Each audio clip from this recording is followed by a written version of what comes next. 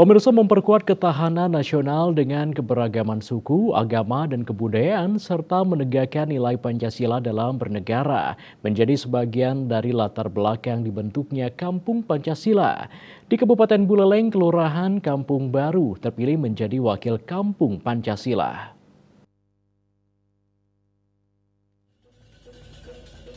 Contoh penerapan nilai Pancasila dalam kehidupan sehari-hari dan menanamkan nilai-nilai Bhinneka Tunggal Ika dapat disaksikan secara langsung di masyarakat. Kampung Pancasila dibentuk dengan melihat keberagaman suku, agama, dan ras serta kerukunan masyarakat dalam sebuah wilayah desa maupun kota. Salah satunya adalah Kelurahan Kampung Baru yang terpilih mewakili Kodim 1609 Buleleng. Keberagaman suku tinggal berdampingan di kelurahan ini yang terdiri dari suku Bali, Jawa, Madura, Bugis, dan Cina. Mereka hidup berdampingan tanpa ada pengelompokan. Begitu pula tempat ibadah yang dimiliki kelurahan ini terdiri dari wihara, pura, masjid, dan kelenteng.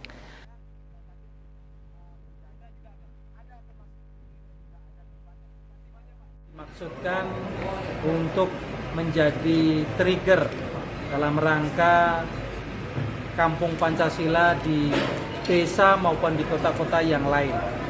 Kalau kita lihat tadi dari Pak Ketua Forum FKUB sudah disampaikan, kita kepingin membangun Kampung Pancasila, terutama yaitu kegiatan implementasi Pancasila, mulai dari sila yang pertama sampai dengan sila kelima.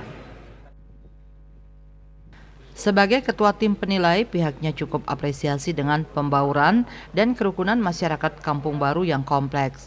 Menurutnya, Kampung Pancasila memiliki filosofi trilogi Pancasila sebagai indikator dalam kritisasi sosial di tengah keberagaman suku, agama, dan ras di perkotaan. Serangkaian Kasad Award 2023 lomba digelar yang melibatkan 30 kampung Pancasila di seluruh Indonesia yang meliputi 15 kampung Pancasila daerah perkotaan dan kampung Pancasila 15 pedesaan.